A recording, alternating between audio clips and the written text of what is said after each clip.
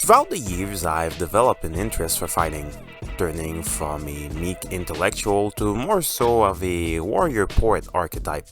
I searched for years for an efficient way of fighting. I eventually stumbled into boxing simply because it was very cost effective, but it turned out to be a blessing in disguise that I could not afford for better. As it turns out, boxing and wrestling contain the fundamental aspects of fighting that allow you to understand their respective environment better. As such, I think that despite its minimalist approach to striking, it makes for better fighters than something like Muay Thai. When I saw Rafael Fiziev lose at UFC 225, I saw all the hallmarks of Muay Thai that weighs down its practitioners. Now, let's break down Muay Thai. From what I understand, Muay Thai used to contain aspects of boxing. It even had champions that practiced boxing like Samart, who used to be a WBC champion. He went on to pass his ways to Senchai. The discipline has a great variety of strikes, but because of that, certain elements fall to the wayside.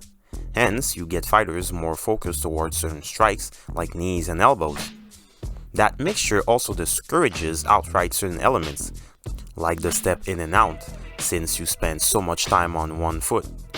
A lot of practitioners don't know how to do it, and you also have things like the head movement, where it's commonly believed that if you move your head to one side or the other, you're immediately going to get kneed or kicked in the face, which is untrue.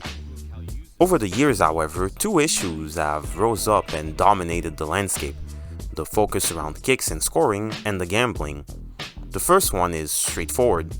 Kicks are more rewarded to the detriment of everything else, especially punches that are apparently sometimes not even counted, as if being punched didn't hurt. The gambling takes place even while the fights have started, so fighters are essentially required to start slow so that people have time to bet. The result is essentially power slap with kicks. Now, onto Fiziev. He seems to have followed the same curve as the discipline itself. He has excellent kicks that are barely telegraphed, but he relies only on kicks. And as we saw with Ruffy, once you get checked, you need to be creative on how you land. Kicks are like heavy attacks in video games. You can't throw them willy-nilly. Some can, like Liam Harrison, but even he mixes it up with punches. Good kickers have to become good punchers eventually. Ernesto Host is also a great example of that.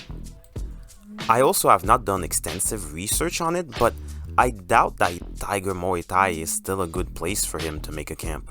It seems like a lot of other Muay Thai gyms that it has turned into a tourist trap where all the relevant coaches have for the most part left, and so did the talents. It would be in need of a good boxing coach or someone that can implement boxing into Muay Thai, like Brian Pope, the coach of Jackie Buntan. He somehow de-evolved over the years, and his striking was closer to some art when he practiced just Muay Thai. Now, before further detailing the issues with Muay Thai, I have to talk about boxing. Boxing teaches you distance management, timing, level changes, upper body defense, spatial control, and awareness. Unfortunately, it's extremely not intuitive. Having a bladed stance, for example, is the biggest first issue. It's a posture that needs to be constantly reworked. You also don't want to reach out with your hands. All these are no-nos, but in Muay Thai you actually do most of these things. Standing tall with the chin up, reaching with your hands, aka the Dracula guard. There's also other things, like throwing few punches and only going for power. Those are all natural traps that the human body goes for, but they're actually really bad if you want to be a good striker. Good striking is not intuitive. When you get into boxing and you adapt its concepts, you realize that you need to have extremely complex thoughts and apply them rapidly. You need to throw punches knowing they're not landing to learn your reach. You need to feint to create reaction. You need to level chain. You need to plan and to execute, which requires two distinct personalities, and a lot of people just get stopped by that skill check. It's a lot of things to compute, and people will gravitate more towards the just work hard approach of Muay Thai. The other issue with Muay Thai is that it has this old school mentality of I'm sweating, therefore the work I do is good. The same kind of mentality that appeals to tourists of the discipline. Just get a good sweat. You don't want to hear about weight transfers and implementing patterns to condition your opponent. You don't know what plyometrics or VO2 max is. I truly believe that to be an efficient striker, you need to learn to box first, then to kick. Think about it this way. Wrestlers, not just in the UFC, but on the mats, have a lot of success against BJJ practitioners. They receive backhanded compliments like, wow, you're really strong, to insinuate that they only won because of brute strength. Wrestlers have a high success rate because they focus on position, takedown, and throws first, then worry about submissions. The physical aspect is undeniable. People tend to focus on one or the other, but you need both. In that sense, boxing is technical, focusing on the general concepts and minute details. And it's practical. There's a large focus on plyometrics, strength and conditioning that relates to striking.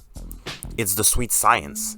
Muay Thai in general tends to have a Rocky-like training, while Boxy is more like Drago.